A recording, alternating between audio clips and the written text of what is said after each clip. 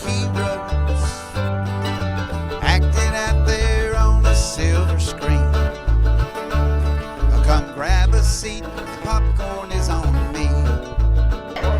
Camera speed. Sound production, take one. Hello, welcome to Meet Me at the Movies. I am Noah T. Manning II, and I got some old friends with us. I used to call these guys the Cinemen, but that doesn't exist anymore. Daryl Manzel and Douglas Davidson had this show called the Cinemen, and then they went through a very amicable breakup. Unlike, pretty much like any rom-com, something's gonna I wanted to run through the airport to get to him, but security. Yeah, something's going to divide them, but we'll find a way to bring them back together. And we thought the best way to bring them back together was on Meet Me at the Movies, and we offered them free popcorn and a ticket to next year's Reel to Reel Film Fest, directed by Thomas Manning. So nice. There you go. It doesn't take much to make you happy. So we're glad you guys are here. Welcome. Well, I put the plea out to you guys earlier in the summer, and I was saying I wanted to do another show with you, and I wanted to kind of have some kind of summer-related vibe. And I think, Daryl, you're the one that kind of had an idea, and off of that idea, we switched it around. Is that correct? Does that sound accurate? Sounds about right to me, yeah. So this show does relate to summer, but I think our unofficial title was that really a summer release? Or something like that. You can choose how you choose to interpret that. But yeah, we're going to talk about films that we may or may not have known were released in the summer. Or you as an audience might be going, huh? That was in the summer? There ain't no way. So we're gonna start off with Daryl Manzel, since we're going through the alphabet, and DA is before DO. So Daryl, give us a film that was a summer release, and talk about why it's on your list.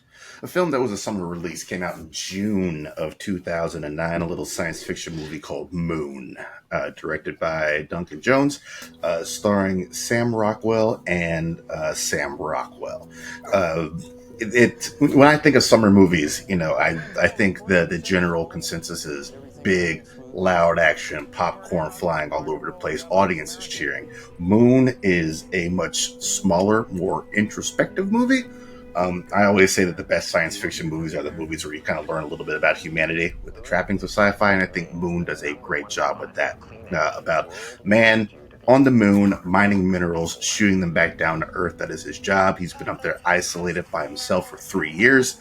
At the beginning of our movie, he has 2 weeks left, has an accident, and curtailing, spitting out of that accident, a number of surprises ensue from there. A great, tight little thriller, a one-man show.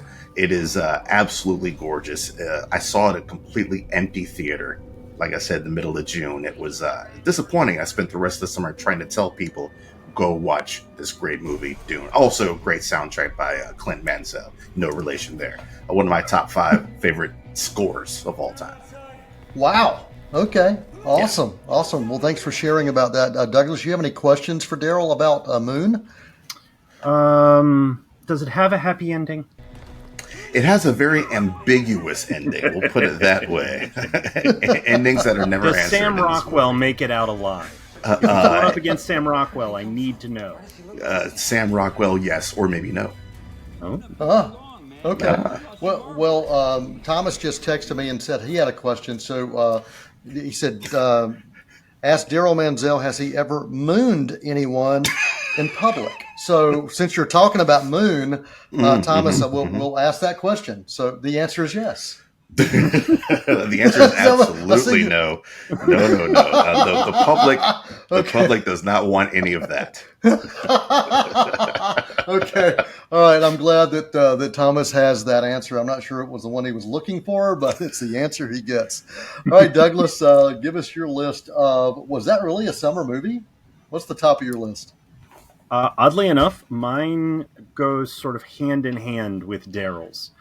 From a slightly different perspective. Mine is a 2017 release that is actually available right now, streaming on Netflix, or you can purchase it through Criterion. Either way, please, please, please check this out. It's a 2017 movie by Bong Joon-ho by the name of Oksha. It is one of my favorite films of 2017. It is a film that I have not stopped talking about since I saw it. I watched it in a very empty my office for the very first time and have been trying to get other people to watch it ever since.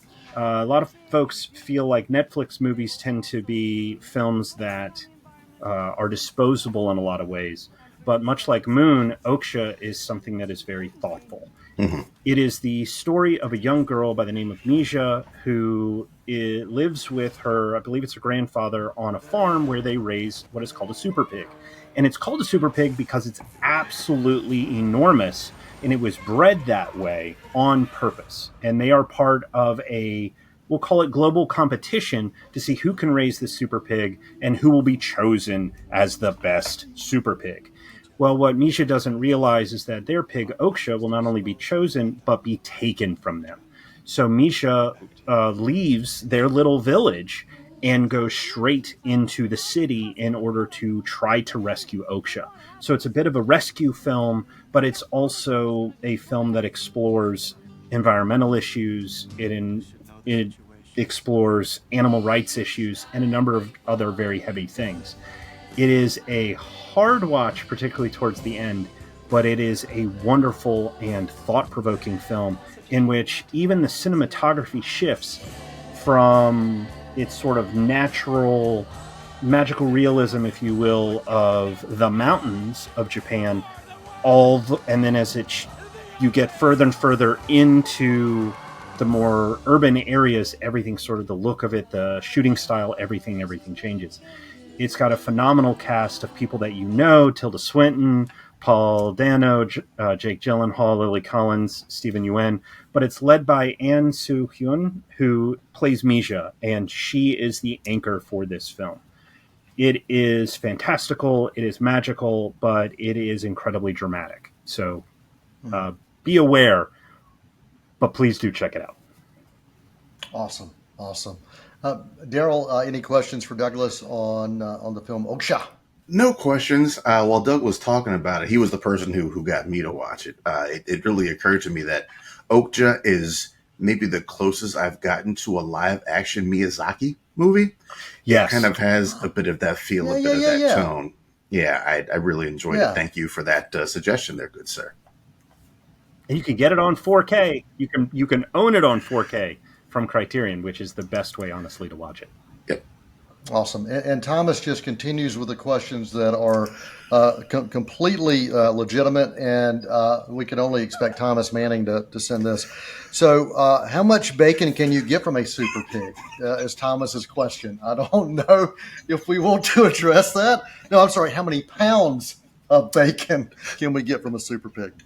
Well, is he still in Canada? Because Canadian bacon comes in a different metric scale, I think, than American, if he's still there. But too much. And when it comes from Oksha, we don't want it. We don't want it from Oksha. Okay. All right. There we go, Thomas. Just keep the questions coming, man. We'll keep asking. Maybe. So the first film I'm going to talk about in this episode of Meet Me at the Movies, was that really a summer movie? Is a movie called Sing Street. And here's what's interesting about this film, released back in 2016. It's a coming-of-age backdrop musical. So it's not the traditional musical where they break out into song. It's a film about a guy after a girl, and he decides to start a band because he knows that'll get the girl. That's the kind of concept of this film. And Sean O'Connell, one of our mutual acquaintances, introduced me to this film, and it was released initially Sundance Film Festival in January 2016. And then it started gradually being released in the UK and the US, and it actually hit theaters here. And it wasn't wide release, but it hit theaters here in the summer. And I remember, being on the lookout for this. And when this film came out, I said, I got to check this out because I love movies that deal with the backdrop of music. as kind of that story vehicle. But the way this one did it was just so beautiful. John Carney directed this, wrote the screenplay, and he's no stranger to his love of music and using music within film. What I loved about this, it took place during the 80s, and this kid who kind of falls for this girl that he sees. He has no musical background whatsoever. He doesn't know how to, he's just going to start a band because that's the way to get the girl.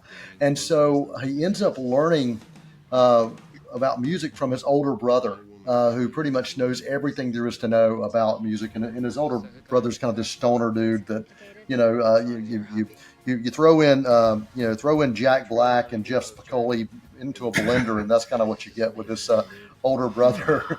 But it was just a charming film, and it did get nominated for Best Music Comedy from the Golden Globes. And I just really loved where this was shot. I love stylistically what they did because they would play off bands like Duran Duran, Hall & Oates, and U2, and they would look at these bands and they would create music that would sound like these bands wrote the music. And it was just incredibly creative to do it that way. And this was, of course, took me back to, my years of working at Camelot Music when MTV was king, and just remembering some of these music videos that the music was inspired by. But Sing Street is the name of that film from 2016. Wonderful film. Excellent. Absolutely wonderful film. And Thomas has no question for me about this, so we're going to... It's so weird. Funny how that happens. It's so weird. Hold on a second. Oh, he seems to have sent me one. Oh, boy. And Thomas was wondering, out of all the bands that they sort of Emulated? some mimicry with in Sing Street, why was Flock of Seagulls your favorite, and how long did you have that hairstyle back in the day? So I had the hairstyle for about a week before my boss told me that if I didn't change it, then I would be looking for another job. So I had it for a week. I went ahead and looked for another job, and then I got a job at Camelot Music, and I could wear my hair any way I wanted to. So there you go. And also the Cure was another one of those bands that was a spotlight band for that film as well. Well, we've got time to dive into one more before the break. So Daryl, we'll go back to you, buddy. Yeah, I'm going to go back to another June release. Just the height of silliness, June 2001. I want to talk for a second about a little film called Pootie Tang. Pootie Tang is one of the most absurd movies to ever be created. The product of Chris Rock. Something that Saturday Night Live kind of did over the years is they took a good sketch and they tried to stretch it out to hold movies like your Night of the Roxbury's. I think Pat got her own movie. Superstar, the things that work in 5-minute bunches don't always work in a 75 or 90-minute full-length feature film. Pootie Tang, the product of a Chris Rock show sketch, lent itself to a massive amount of absurdity, with a complete unknown in Lance Crowder as the titular Pootie Tang, the lead of the movie. Chris Rock in a couple of different roles. It's just goofy. There's a story about a guy who's just well loved by everyone. Nobody really quite knows why. He's a man of few words. And the adventures that he has to get into to save the oncoming onslaught of gentrification, as led by Robert Vaughn, Magnificent Seven's Robert Vaughn, and his lackey comedian Dave Attell. It's just every dumb joke you could think of, every goofy bit of visual flavor that you can throw in there. Hilarious quotable lines that 23 years later I'm still quoting. It's a great funny movie. If your comedy leans towards goofy, silly, and absurd, then this is a movie for you. Well, if you're watching this show, you pretty much understand goofy, silly, and absurd, and that's pretty much who all three of us are. So there you go. Yes. All right, Daryl, thanks for sharing that. We are going to take a quick intermission right here on Meet Me at the Movies. We're going to come back with more, and Douglas will be on the hot seat for films we're talking about. Was that really a summer release? Right here on Meet Me at the Movies. Stick around. Won't you come and meet me at the movies? Won't you come and watch Hey, a I'm David Allen, back as Armchair Quarterback host. I'm Guy Suttle from C19 TV Sports. And I'm Rob Root from KTCBroadcasting.com. What's in store on the gridiron? Each week we look at all 4 Cleveland County High School football teams, Burns, Crest, Kings Mountain, and Shelby. We will look at what happened the week before and look ahead at what's coming up this week. And we'll also discuss ACC, SEC, and Gardner-Webb college football. And of course, the NFL and those Carolina Panthers.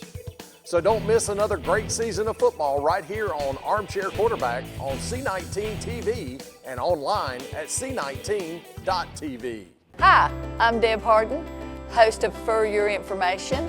The goal of our show is to educate and entertain you about all things pets throughout Cleveland County. We have various guests joining me each month to talk about dogs, cats, pigs, whatever kind of pet you can think of. Also each month, we will be joined by some furry friends looking for their forever homes. For your information each month, right here on C19 TV and online at www.c19.tv. Won't you come and meet me at the movies? Won't you come and watch a Welcome back to Meet Me at the Movies. Noel T. Manning II, joined by Daryl Manzel and Douglas Davison as we talk movies of summer. Was it really a movie that was released in the summer? That's what we're talking about for this week's Meet Me at the Movies on C19 TV. When we went to the break, Daryl took us out with a Chris Rock film. And Douglas, we're back to you, man. What's next on your list of, was that really a summer release? Mine is a June 2018 release that I don't know how many people saw it, but what I can tell you is not enough people saw it. Because if you haven't seen this movie, then that's not enough people. And it's a film that, if you like the music of Sing Street, then you will enjoy the music that comes from Brett Haley's Hearts Beat Loud.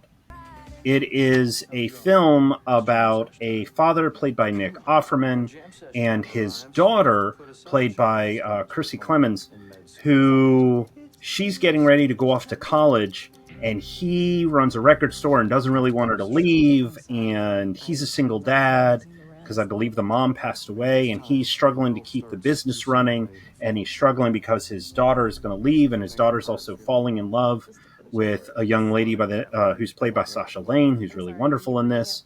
And the dad doesn't want the daughter to go emotionally far. And so he comes up with this idea that they'll form a band called We're Not a Band. And he sort of plays around with this music that he's got and that she's got. And it all culminates in, there's all these wonderful like pieces of songs throughout the film. Some with lyrics, some that aren't, and it culminates in these wonderful songs that Hallie not only, I believe, composed but wrote. The score for this is really great too. But they are songs that, even it's been about 6 years since I've seen it, still find me getting emotional to think about, particularly within the context of the movie. And what's really wonderful about it is that it's a love story as father to child, but also Clemens' character in what she's going through and whether or not she stays or leaves and what that means for this relationship that's just started. And it's really wonderful in that regard as well. I have to at least mention Blythe Danner is in it as well as Toni Collette. It's got a wonderful supporting cast. It's got an incredible central cast, and it's just so moving and kind and sweet without being saccharine. There's, forgive me for the pun, there's not a single false note in the film. I know, but it is an apt description. The songs themselves are wonderful, but it's the story that courses through it that really, really makes the impact. Right. It was released by, I think, Gunpowder and Sky, and I don't really know how many people heard about it when it got released, but I've been really banging the drum ever since. So if you have not seen this, if you're looking for something that'll warm you, much in a similar way that Sing Street would, Hearts Beat Loudly. Yeah. Awesome. Well, actually, a film that I have not seen on this list, and so you keep banging that drum, buddy, bang it all day long. I definitely want to check this movie out. Sounds like a great double feature with Sing Street for sure. Awesome. Well, we can't talk about summer films that we didn't know were summer films or didn't really think about being summer films without talking about a film that actually has summer in the title. So we talked about this before we went on the air. And my film that I'm going to talk about relating to summer was released in 2009 from a guy who has a little bit of a web slinger in his blood. The name of the movie is 500 Days of Summer, directed by Mark Webb. And it's just you talk about an interesting love story. I remember reading about the concept of this film that tells a love story in a very non-linear fashion, a very non-traditional fashion as well. And I love the cast that was cast in this, Joseph Gordon-Levitt and Zooey Deschanel, and Zoe's name in the film is Summer. And it really doesn't really follow what happens at summer in the season of summer, but it's more about the 500 days that this person spent with summer. And I really just loved the way the story was told. And it was one of those films that, we talked earlier about rom-coms. And, rom-coms only succeed if there's conflict between the characters, something that keeps these characters apart. And with this film, and told in a way that's non-linear, you really do find yourself wondering, okay, is this conflict going to actually work its way out, or has it worked its way out, or has it not? You just find yourself asking a lot more questions. And I would definitely call this a cult classic. I think more people need to see this film. It's a relatively short film, only about 95 minutes runtime, limited budget, about $7.5 million, but 60 plus million at the box office. So it did pretty well. Originally released again, another Sundance film in January, but it was in August of 2009 when it hit theaters. And for me, it was one of those sleeper films that kind of came out at that time of year that most people are thinking about summer being gone, but you still have a few weeks left. And I just really loved this film. It's one that I've continued to let people know about. I got a lot of comparisons to some of those, early Woody Allen films like Annie Halls and even there was a movie called High Fidelity back from 2000 that there were some critics that kind of compared this to as well, and I can see why. It did get a lot of love during awards season as well, but highly recommend Mark Webb's 500 Days of Summer. Yeah, good call. I thought that might be where you're going when you said you had a movie with summer in the title. It's also a movie that I have continually beat my drum for over the years as well. I think it's there's a lot of lessons for both sides, both men and women, who are approaching and handling and navigating relationships that are healthy lessons that could be learned by all, I think, by really paying attention. And I think how you watch this movie in your 20s can change how you watch it in your 40s. You'll gain different lessons. And great call. Absolutely. Well, we have time for, I think, for at least a couple of you guys to get in like 2 minutes each of a film. So I'll tell you what, Daryl, let's go right back to you, man. Yeah, real quick, another June release for me, 92, a little joint called Patriot Games. When people online bemoan that they don't make them like they used to, for me, this is they don't make them like they used to. An adaptation of Tom Clancy joint. Harrison Ford as Jack Ryan is like bread and butter to me. I think he really nailed the character as a fan of Clancy novels. This is, early on in the character's career, but it's just a good 90s action thriller. Sean Bean is your villain. It's such a fun ride, and it's so wrapped up in the Clanciness of it, you don't really realize, oh, that was a summer blockbuster, wasn't it? It's the closest I get to my, popcorn flying into theaters type movie. It's such a fun romp. I love it from beginning to end. Oh, absolutely. I love it as well. It's one that my bride, Beth, always wants to go back to as well. So Patriot Games, good choice. All right, Douglas, you got 2 minutes to dive in with another one on your list, man. Mine is from 2019. It is a North Carolina feature written and directed by Tyler Nielsen and Michael Schwartz. It's The Peanut Butter Falcon. It's the story of a young man with Down syndrome who has always wanted to be a wrestler. He is currently living in a retirement facility, if you will.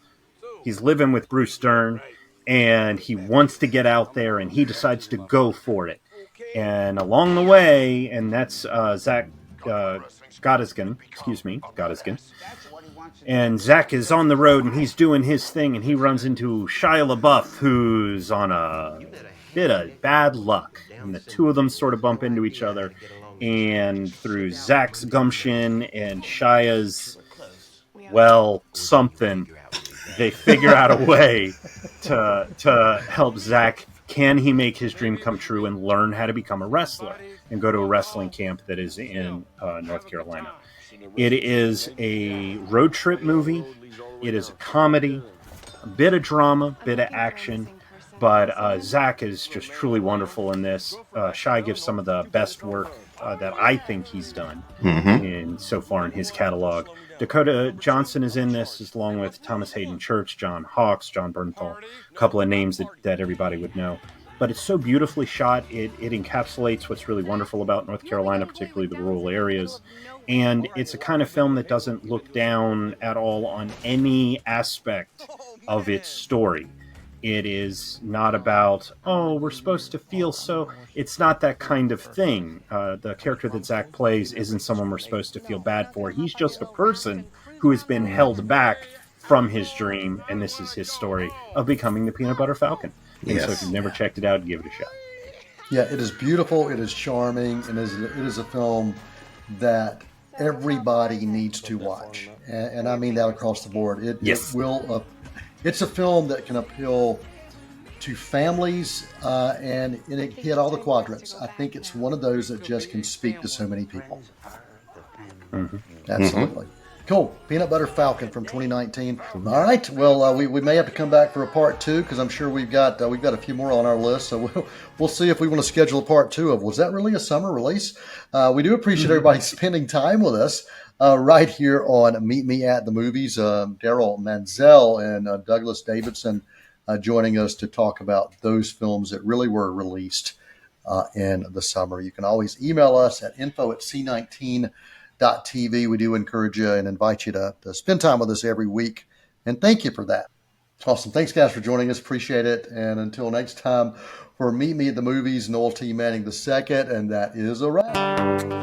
Many films to view until we meet again. Next time we see you, we'll gladly fill you in. We'll tell about the happy and the sad ones. We'll talk about the good ones and the bad ones. Many films to view till we meet again.